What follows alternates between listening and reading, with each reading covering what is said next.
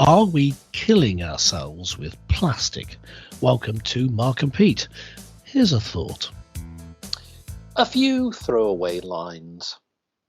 A wasteful woman called Polly was unclean, where her recycling habits were obscene. She was enthusiastic about everything plastic and never considered going green. However, Polly then became far too keen, and she consumed like an infernal machine. But things got drastic, and she became elastic. Now she's known as polyethylene. Indeed. Well, are we too reliant on plastic? Yes, this is the scourge of many environmentalists. Now, it seems that the head of the Friends of the Earth International has said the damage from plastics is irreversible. What's remarkable here is that once fragmented into microplastics, it pollutes all of the ecosystem, including the oceans and indeed the air that we breathe. And there's no way potentially for us to recover from them. What's also statistically a real concern is that people are now starting to see that things like bottled water, which you would think would now be more consumed in glass, glass only represents 2.3% of bottled water. That is a very low statistic. Yeah. So we are now seeing a boom in plastics. Now, here's one stat for you, folks. The US alone produces 50 billion plastic water bottles every year. Yes, that's right, folks. Yeah. And that is a staggering amount. Clergyman Pete, I ask you, I had a little story about Polly. Are we all becoming polyethylene addicts? Well, it does seem that we're using an awful lot of this plastic, and there are various problems that people point out with the plastic that used for water bottles, because one thing is that, well, in making that sort of plastic, you use water. In fact, you probably use more water to make the plastic than you actually have in it. Indeed. And so, it's already you think, well, it's not. There's something wrong. Something doesn't quite add up. It takes a lot of energy to make it. It's of course a problem that it then cannot be disposed of and be renewable. You can't dispose of it safely, get it to be decayed down to something that isn't going to cause a pollution problem. And we see plastics filling up the ocean. Now, I've seen reports that in fact it's exaggerated what the effect has been so far, but we're talking about an increase. And so if we're going to look to the future, we're going to take this very seriously. And I would say this very simple thing. Instead of using something that isn't even renewable, use the container that is made of something that's reusable. An example would be glass, which you were talking about earlier.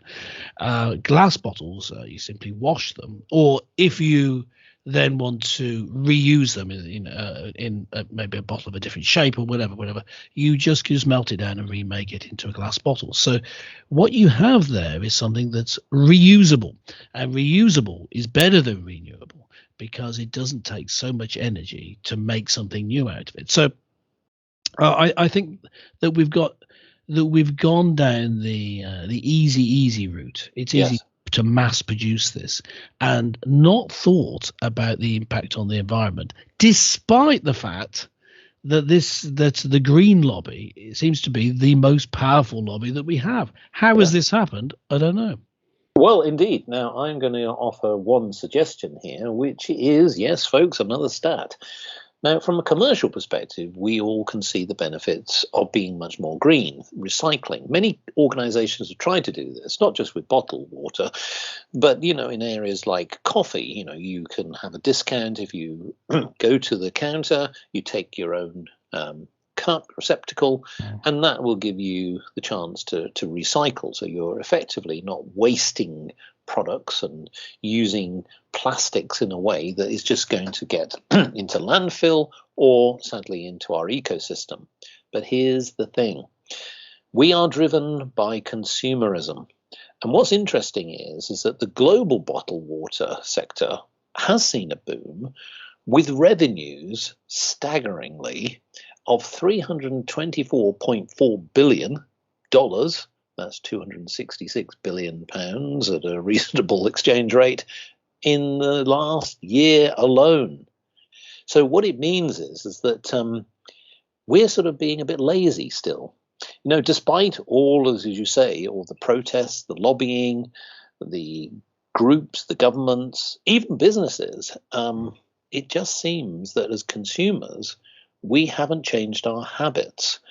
So I think that what's interesting as well, and I know that you're a penchant for sparkling fizzy water, that sales has more than doubled in the last year as well.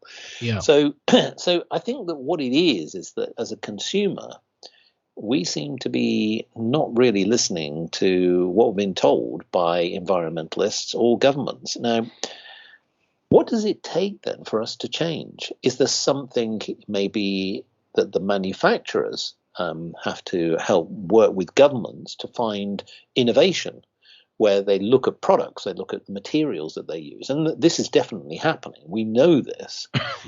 But the problem is that not many people want to turn to traditional methods like glass. Let's be honest, glass is heavy, not so easy in terms of carrying it about.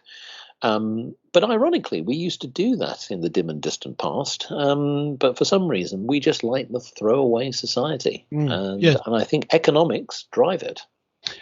In a way, a lot of this is just simply you do what you do. When the momentum had changed away from glass, then we were using plastic. Had we stayed with glass, I'm sure they would have developed it such that it could be lighter, and it was already being developed. Milk bottles used to be very heavy, thick glass, and they developed ways of making the glass lighter by making it thinner. So I think if we move back to it, there would eventually be developments, but they're not there at the moment.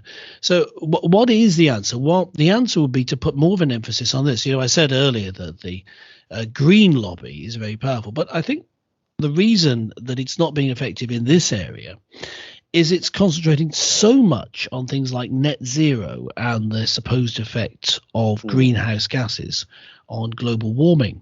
Now, whatever you think about that, the global warming is not going to be the sort of catastrophic disaster that's being touted by them, not even by those who put forward the worst case scenario. They're only saying a few degrees rise by the end of the century, and it's been hotter before.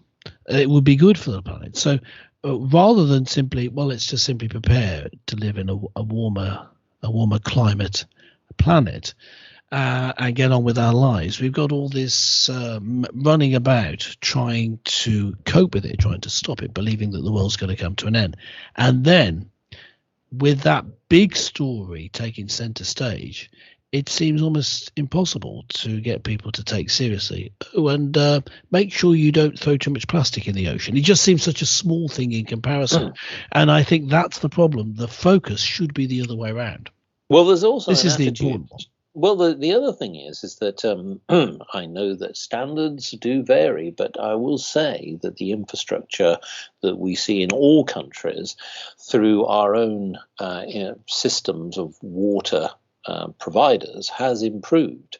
But one of the challenges is that the Vice President of Communications for the US-based International Bottled Water Association says that for many people, bottled water is a health necessity. And yet, many others do believe that actually just drinking straight from the tap from your home is equally as healthy. But yet we perceive that buying bottled water is actually better for you. So this is, again, making a clear differential that if there's any added products, ingredients, or additives, or vitamins. This is just pure water in itself. So I think that what's happened is commercially that I'll give people big credit that some manufacturers in their bottled water products have sold the benefits and the health benefits very well, especially through spring water. We do know that there are minerals within spring water and there is a health benefit to that. But maybe we've gone so far now, too far, where unfortunately the consequence to this is that we are just generating far too much plastic. Well, I suppose really, Clergyman Pete, we should just ask our listeners, what are they doing? I mean, we want people to still hydrate themselves, keep themselves healthy, but what are their habits? Yes. What are your habits? You can tell us.